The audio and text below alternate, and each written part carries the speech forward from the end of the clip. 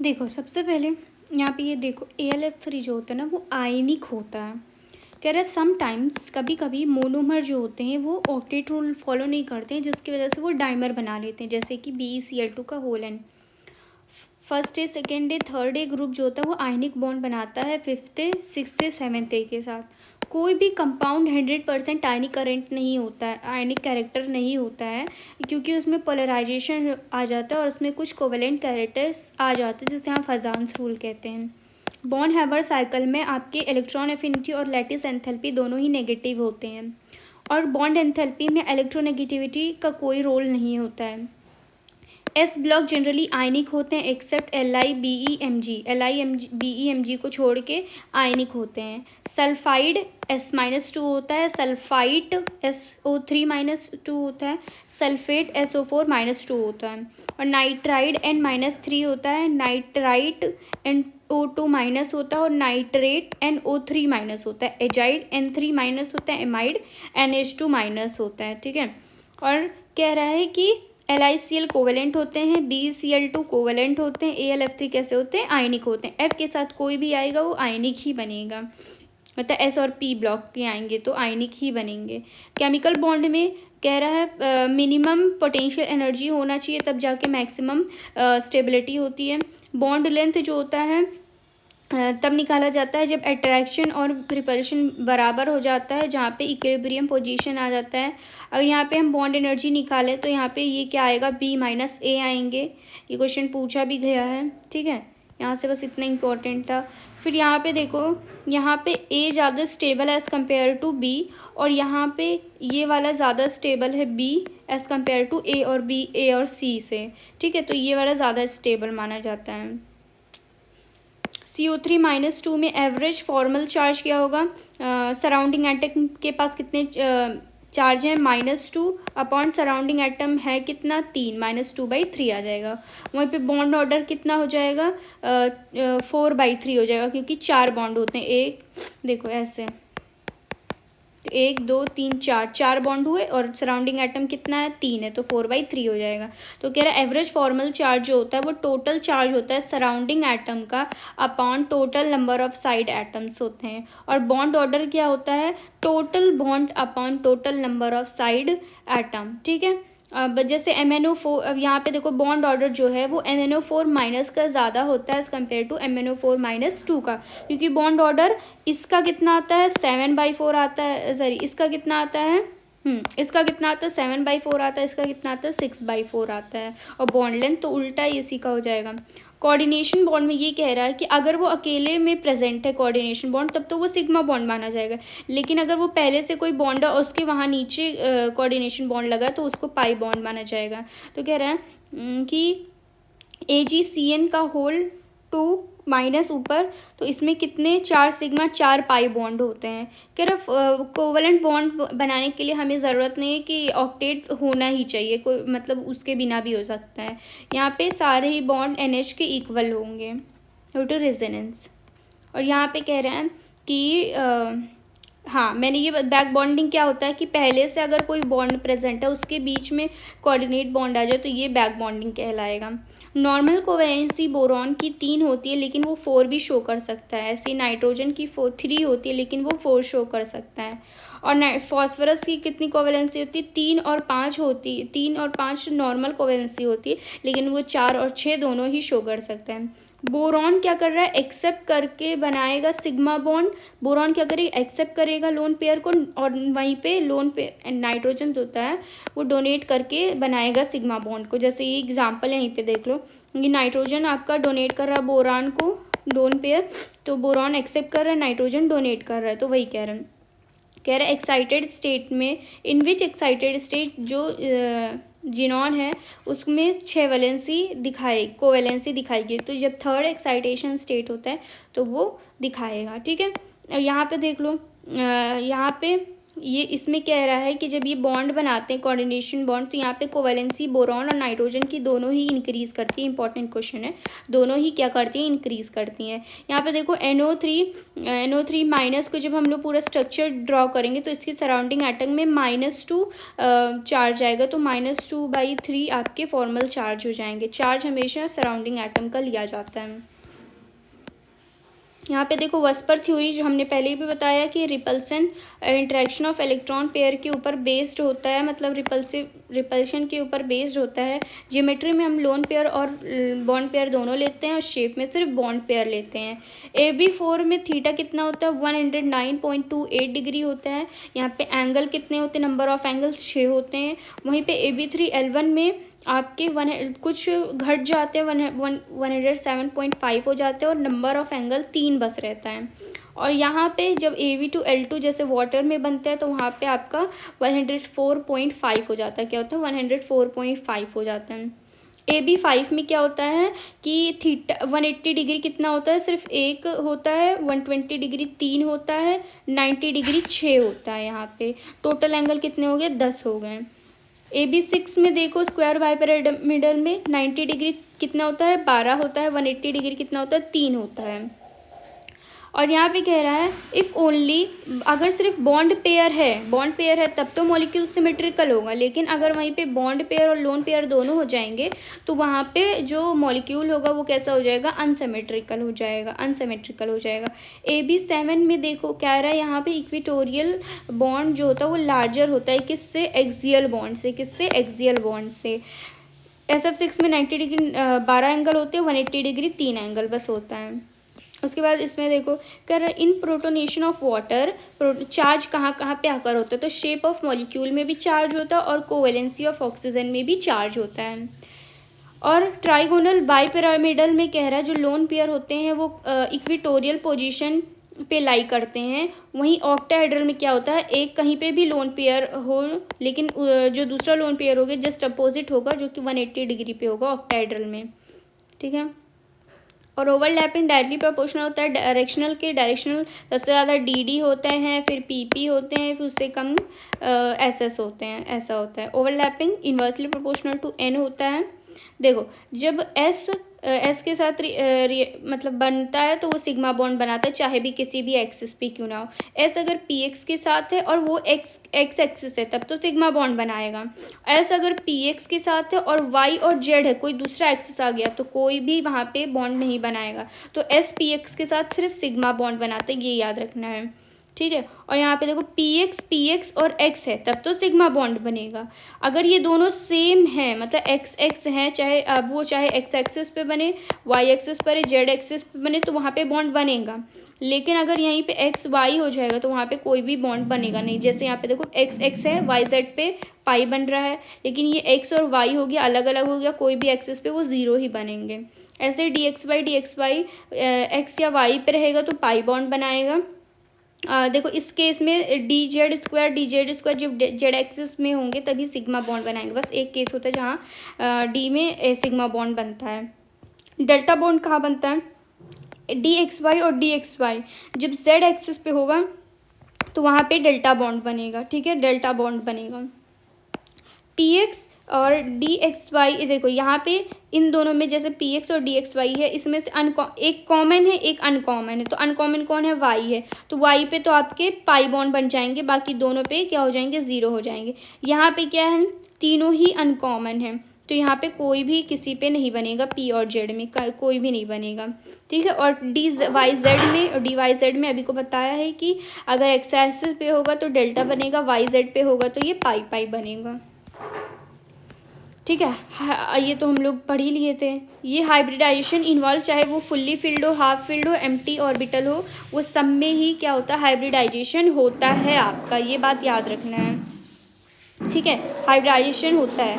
उसके बाद फिर सबसे पहले हम जब बॉन्ड एंगल निकालते हैं तो वहाँ पे क्या देखते हैं कि हमारा वस्पर पहले देखते हैं। किसको देखते हैं, वस्पर देखते हैं। फिर आपको किसको देखते हैं, हाइब्रिडाइजेशन को देखते हैं। अगर वस्पर मतलब सिंपल हुआ तब तो वस पर सिंपल हुआ, 180 डिग्री आया, तब तो वहाँ पे बॉन्ड एंगल सेम हो जाएंगे। लेकिन अगर वस पर नहीं सेम, मतलब सेम है, तो हाइब्रिडाइजेशन पे जाते हैं। हाइब्रिडाइजेशन अगर सेम है तो फिर हम लोन पेयर पे जाते हैं, और लोन पेयर एब्सेंट होगा तो वहाँ पे हम सारे ही बॉन्ड एंगल सेम कर देंगे। और अगर लोन पेयर प्रेजेंट होगा तो हम क्या करेंगे, वहाँ पे देखेंगे कि सराउंडिंग एटम जो होगा वो डायरेक्टली प्रोपोर्शनल होगा बॉन्डिंग एंगल के, और सेंट्रल एटम इनवर्सली प्रोपोर्शनल होगा किसके सराउंडिंग एटम इनवर्सली प्रोपोर्शनल होगा इसके। ठीक है, उसके बाद है जैसे इस क्वेश्चन में देखो, यहाँ पे BF3 = BCl3 होता है। यहाँ पे इसलिए क्योंकि देखो यहाँ पे हाइब्रिडाइजेशन सेम है, देन एंगल सेम होगा यहाँ पे। तो लोन पेयर यहाँ पे एब्सेंट हैं, तो यहाँ पे हाइब्रिडाइजेशन सेम होगा, एंगल सेम होगा। ठीक है, एस पी वाले में एस आता और पहले PZ आता। एक्सियल का ज़्यादा बॉन्ड होता है एज़ कम्पेयर टू इक्वेटोरियल का। ठीक है, उसके बाद है टाइप ऑफ डी ऑर्बिटल। सबसे पहले DZ² आता है, उसके बाद DZ² के बाद फिर DX² -Y² आता है, और यहाँ पे DZ², फिर उसके बाद DXY आता है। मतलब पहले DZ² आता है, उसके बाद DX² -Y² आता है, फिर बाद में DXY आता है, उसके बाद XY के बाद XZ आता है, फिर YZ आता है। ठीक है, तो यहाँ पे बोल रहा है कौन सा डी ऑर्बिटल है जो प्योर होगा JDF6 में, तो वो आपका DXZ और DYZ होगा। ठीक है, DYZ होगा।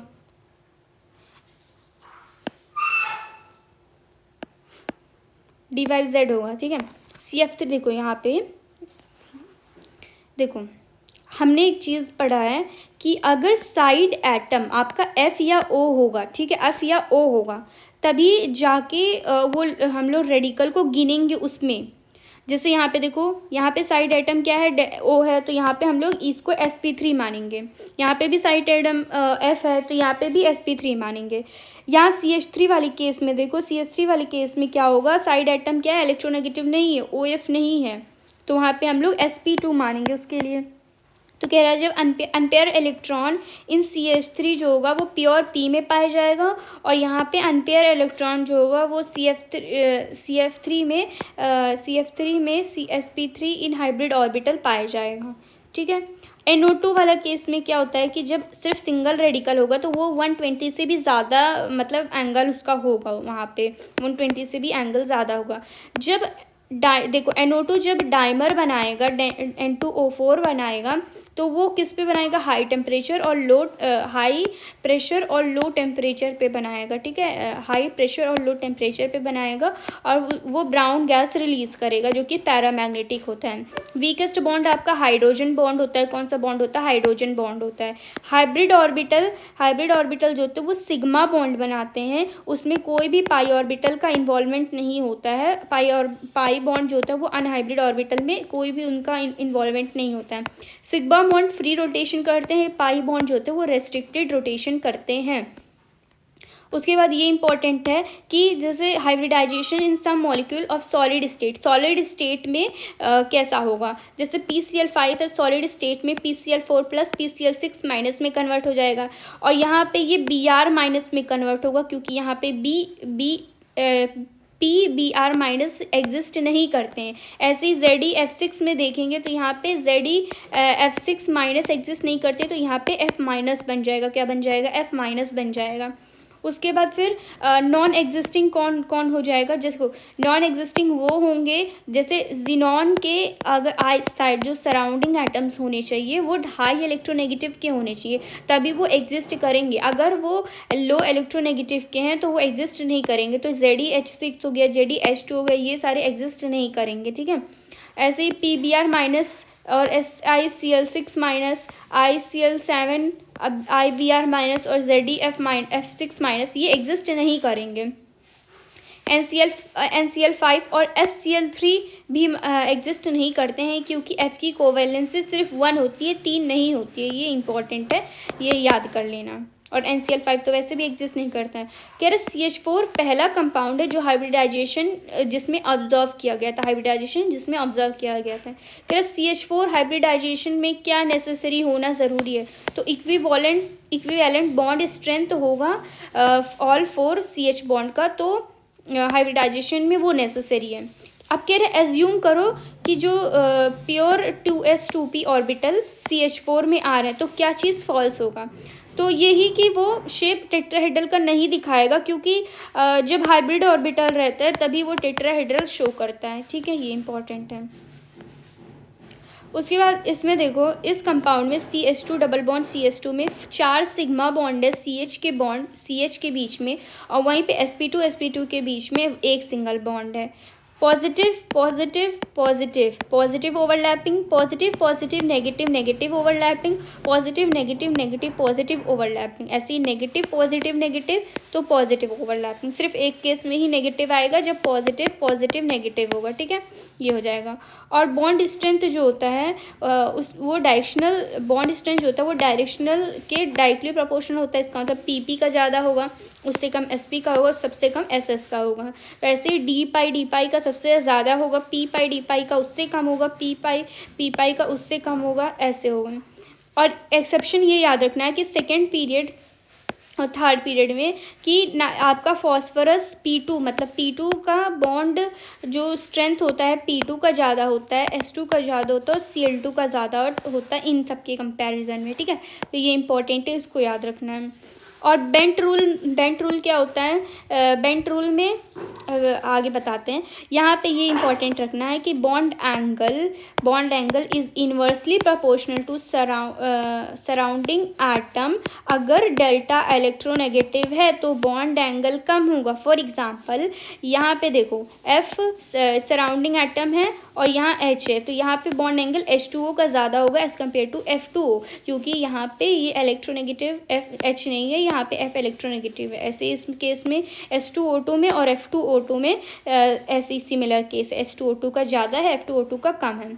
ऐसे इस केस में भी है कि सबसे ज़्यादा इसका होगा, HCH का ज़्यादा होगा, फिर उससे कम HCF का होगा, उससे कम FCF का होगा। ठीक है, तो कह रहा हाउ मेनी आइडेंटिकल बॉन्ड इसमें प्रेजेंट है CH2F2 में।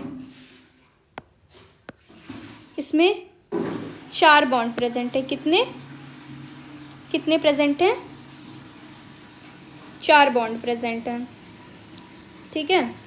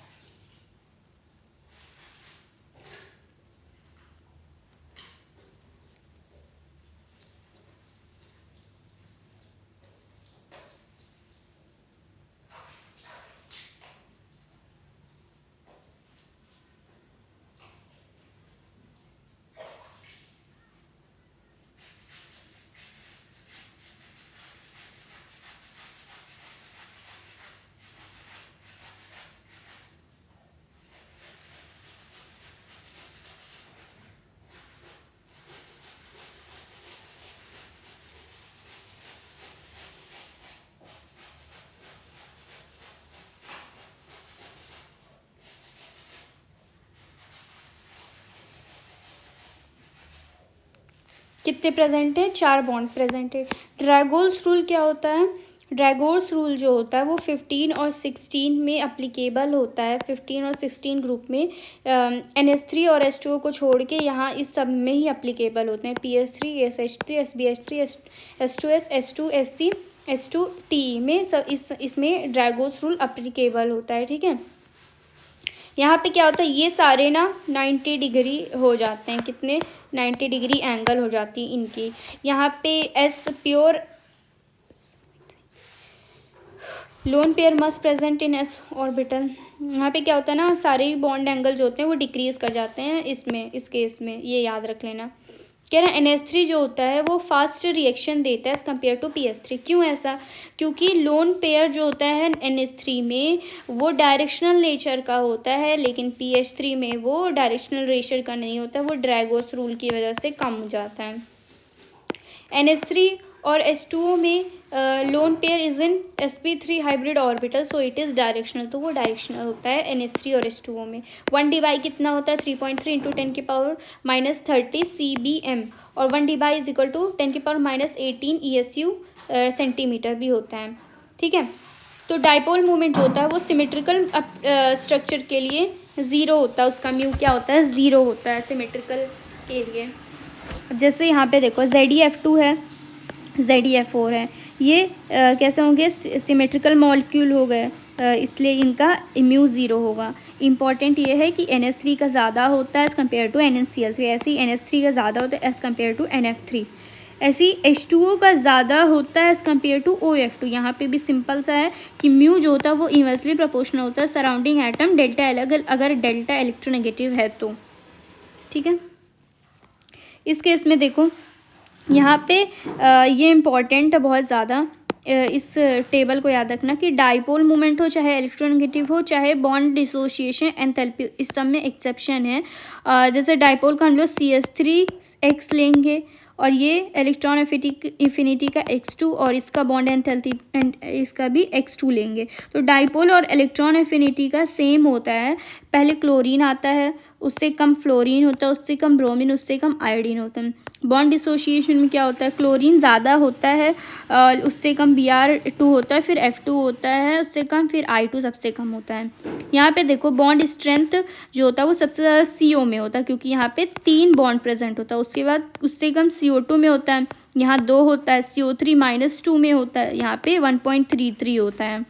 ठीक है, ऐसे ही यहाँ पे देखो बॉन्ड स्ट्रेंथ जो होता है, bond strength is inversely proportional to lone pair. जितना ज़्यादा लोन पेयर होगा उतना ज़्यादा कम बॉन्ड स्ट्रेंथ होगा। अब जैसे इसमें आपके बॉन्ड लोन पेयर ज़्यादा हैं, यहाँ 2 लोन पेयर होते हैं, यहाँ पे कितने लोन पेयर होते हैं? 1 लोन पेयर होते हैं, यहाँ पे 0 होते हैं, इसलिए ये सबसे ज़्यादा होता है। ऐसे यहाँ पे देखो O2 का सबसे ज़्यादा है bond strength as compare to O3, उससे कम H2O2 का है, क्योंकि यहाँ पे डबल बॉन्ड होता है, यहाँ पे पार्शियल बॉन्ड होता है, यहाँ पे सिंगल बॉन्ड होता है। बॉन्ड स्ट्रेंथ डायरेक्टली प्रोपोर्शनल होता है डेल्टा EN के, और यहाँ पे इंपॉर्टेंट ये है कि mu is inversely proportional to theta होता है। और यहाँ पे देखो यहाँ H2O जो होगा ना, ये पोलर OH जो होता है वो पोलर नेचर का होता है, ये पोलर नेचर का होता है। Cl नॉन पोलर होता है, SH भी पोलर होता है, Cn वाला नॉन पोलर हो जाएगा। ठीक है, ठीक है। उसके बाद देखो यहाँ पे देखो कि कह रहा जो डेल्टा इलेक्ट्रोनेगेटिव वाला है वो कहाँ पे रखा जाएगा? एक्सियल पोजीशन पे रखा जाएगा, एक्सियल पोजीशन पे। तो यहाँ पे एक्सियल पोजीशन पे इसको रख दिए। इस केस में तो म्यू 0 हो जाएगा, लेकिन इस केस में म्यू 0 नहीं होगा, इसलिए इसका ज़्यादा हो जाएगा। ठीक है, यहाँ पे आयनिक बॉन्ड देखो, आयनिक बॉन्ड में नॉन डायरेक्शनल नेचर का होता है, नॉन डायरेक्शनल होता है, और यहाँ पे कोई भी आइसोमेरिज्म शो नहीं होता है। आयनिक कंपाउंड सॉलिड होते हैं, ब्रिटल होते हैं इन नेचर, ब्रिटल मतलब पाउडर फॉर्म में हम उसे कन्वर्ट कर सकते हैं, और ये नॉन वोलेटाइल होते हैं क्योंकि बहुत ही स्ट्रॉन्ग बॉन्ड होता है यहाँ पे। ठीक है, आयनिक मोबिलिटी सबसे ज़्यादा CS का होता है, मतलब टॉप टू बॉटम इंक्रीज करता है आयनिक मोबिलिटी। आयनिक बॉन्ड के हाई मेल्टिंग और बॉइलिंग पॉइंट होते हैं। कंडक्टिविटी आपके NaCl एक्वस में भी होगा और FeS में भी होगा, सॉलिड में भी होगा, क्योंकि ये मेटल है आपका, ये तो सब पता ही है। और लैटिस एनर्जी जो होता है वो डायरेक्टली प्रोपोर्शनल होता है चार्ज के प्रोडक्ट के, इन्वर्सली प्रोपोर्शनल होता है रेडियस के। तो यहाँ पे देखा जाए तो यहाँ पे देखो यहाँ पे Na पे प्लस Cl पे -1 है, तो यहाँ पे एक प्रोडक्ट हुआ, यहाँ पे कितने प्रोडक्ट हुए प्लस, यहाँ -2, यहाँ पे 2 हुए, इसका मतलब ये ज़्यादा हो जाएगा। ऐसे ही इस केस में देखो Li3n का ज़्यादा होता है एज़ कम्पेयर टू Na3n। यहाँ पे इसलिए ऐसा होता है क्योंकि Na3n एग्जिस्ट ही नहीं करता है। तो फर्स्ट ग्रुप में Li ही सिर्फ होता है जो नाइट्राइड बनाता है, सेकेंड ग्रुप में सारे ही जो होते हैं वो नाइट्राइड बनाते हैं। फजान्स रूल क्या होता है कि development of covalent characters in ionic character. Polarising power किसका होता है, कैटायन का होता है। पोलराइजिबिलिटी किसका होता है, एनायन का होता है। और cation directly inversely proportional to radius होता है और anion directly proportional to R होता है। और सबसे पहले तो हम लोग चार्ज देखेंगे। कोवेलेंट कैरेक्टर उसका ज़्यादा होगा जिसका ऊपर चार्ज ज़्यादा होगा, चाहे वो प्लस में हो चाहे माइनस में हो। तो यहाँ +3 का सबसे ज़्यादा होगा, यहाँ पे -3 का सबसे ज़्यादा होगा। और ये इंपॉर्टेंट पॉइंट है, सोडियम, पोटेशियम, रुबीडियम, सीजियम कह रहा है इनके पास लो पोलराइजिबिलिटी होती है। लो पोलराइजिबिलिटी होती इसका मतलब क्या हो गया, ये कम कोवेलेंट कैरेक्टर दिखाएंगे, ये कम कोवेलेंट कैरेक्टर दिखाएंगे, इसका मतलब ये ज़्यादा आयनिक होंगे। कह रहे डी ब्लॉक जो होता है वो सबसे ज़्यादा पोलराइजिंग पावर दिखाता है, जो हम पहले भी पढ़े हैं कि डी ब्लॉक जो होता है मतलब ट्रांजिशन मेटल जो होता है वो पोलराइजिंग पावर ज़्यादा दिखाता है। ऐसा ही LiCl, BeCl2 और MgCl2 क्या होता है, कोवेलेंट नेचर का होता है, मतलब ये ऑर्गेनिक सॉल्वेंट में डिज़ोल्व कर जाएगा।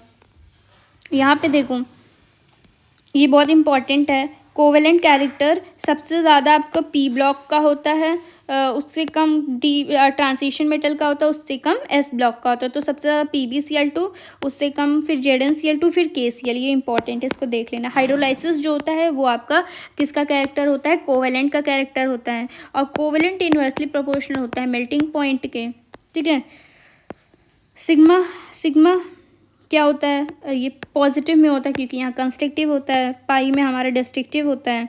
देखो अगर 14 से ज़्यादा हो गया तो सबसे पहले σ2pz आएगा, अगर 14 या 14 से कम हुआ तो सबसे पहले π2px π=π2py आएगा।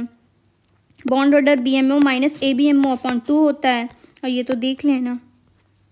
उसके बाद देखो यहाँ पे जो इवन होगा, अगर इवन होगा नंबर ऑफ़ इलेक्ट्रॉन्स तब तो डायमैग्नेटिक होगा, और ऑड होगा तो पैरामैग्नेटिक होगा। इस केस में हमारा एक्सेप्शन है कि BOS मतलब कौन, B2O2S2 वाले जो होंगे वो पैरामैग्नेटिक होंगे। C2 में आपके 2 पाई बॉन्ड होते हैं और B2 में आपके 1 पाई बॉन्ड होते हैं।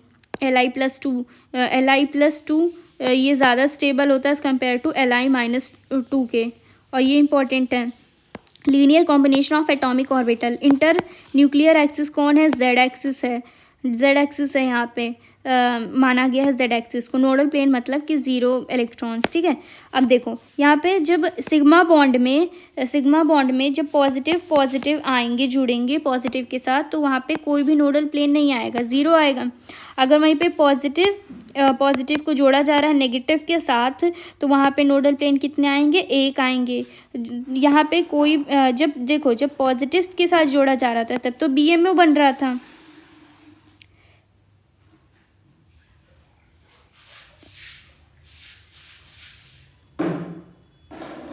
नहीं, sorry, I am so sorry. देखो जब पॉजिटिव आएंगे तब ये तुम्हारा सिर्फ सिग्मा मतलब सिंपल वाला स्टार नहीं बनाएंगे, और वहीं पे पॉजिटिव नेगेटिव जुड़ा जाएगा तो वहाँ पे स्टार बन जाएगा। अब जैसे यहाँ देखो पॉजिटिव में सिर्फ σS1 σ2s आया था, जहाँ पे नोडल प्लेन 0 था, और यहाँ पे नेगेटिव के साथ जोड़ा जा रहा है तो ये स्टार आ जाएगा, मतलब ये ABMO हो गया और ये BMO था। यहाँ नोडल प्लेन कितना हो जाएगा, 1 हो जाएगा। ऐसे PP का करेंगे तो इसमें 2 होता है और 3 होता है। पॉजिटिव का करेंगे तब 2 आएगा, पॉजिटिव नेगेटिव का करेंगे तो 3 आएगा। ऐसे इसका PP का जब हम पाई बॉन्ड बनाते हैं तो यहाँ पे नोडल प्लेन 1 आता है पॉजिटिव में, और अगर पॉजिटिव नेगेटिव में जोड़ रहे हैं तो नोडल प्लेन 2 आता है। तो कह रहा है जो पाई वाले होंगे वो अनसिमेट्रिकल होंगे, जो सिग्मा वाले होंगे वो सिमेट्रिकल होंगे। कि इलेक्ट्रॉन डेंसिटी कह रहा है BMO में कहाँ पे लोकेट करता है, बिटवीन द न्यूक्लियस, कहाँ पे, न्यूक्लियस के बीच में लोकेट करता है, टू स्टेबल, ताकि स्टेबल कर पाए किसको, मॉलिक्यूल को, और वहाँ पे मिनिमम रिपल्शन होता है। और यहाँ पे कह रहा है इलेक्ट्रॉन डेंसिटी जो होता है ABMO को AB HMO में वो अवे होता है किससे, न्यूक्लियर एक्सिस से, और वहाँ पे ज़ीरो नोडल प्लेन होता है जहाँ पे मैक्सिमम रिपल्शन होता है, ठीक है। उसके बाद सिग्मा मॉलिक्यूलर ऑर्बिटल आपके सिमेट्रिकल होते हैं, पाई मॉलिक्यूलर ऑर्बिटल अनसिमेट्रिकल होते हैं। हाइड्रोजन बॉन्ड में कोवेलेंट बॉन्ड सबसे ज़्यादा स्ट्रांग होता है as compare to hydrogen bond, ठीक है, तो ये भी याद रखना है। हाँ, फिर इंटरमोलिकुलर हाइड्रोजन बॉन्ड के पास ज़्यादा एसोसिएशन होते हैं, उनके पास हाई मेल्टिंग बॉइलिंग पॉइंट होता है, लेस वॉलेटिलिटी होती है और विस्कोसिटी कम होती है। और यहाँ पे इंपॉर्टेंट ये है कि चिलेशन यहाँ पे हो भी सकता है, नहीं भी हो सकता है, लेकिन इंट्रामोलिक्यूलर में हमेशा ही चिलेशन होगा।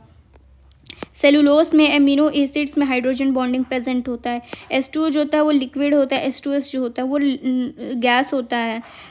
Strength of hydrogen bond directly proportional होता है इलेक्ट्रोनेगेटिविटी के। पेट्रोल को हम लोग पानी से बुझा नहीं सकते, लेकिन अल्कोहल को बुझा सकते हैं। ईथर जो होता है वो ज़्यादा वॉलेटाइल होता है आपके अल्कोहल से। और ऑर्थोनाइट्रोफिनॉल ये भी ज़्यादा वॉलेटाइल होता है एज़ कम्पेयर टू पैरानाइट्रोफिनॉल। ऑर्थोसैलिसिलडिहाइड जो होता है वो लिक्विड होता है एट रूम टेम्परेचर, लेकिन जो पैरासैलिडिहाइड होता है वो सॉलिड होता है किस पे, रूम टेम्परेचर पे।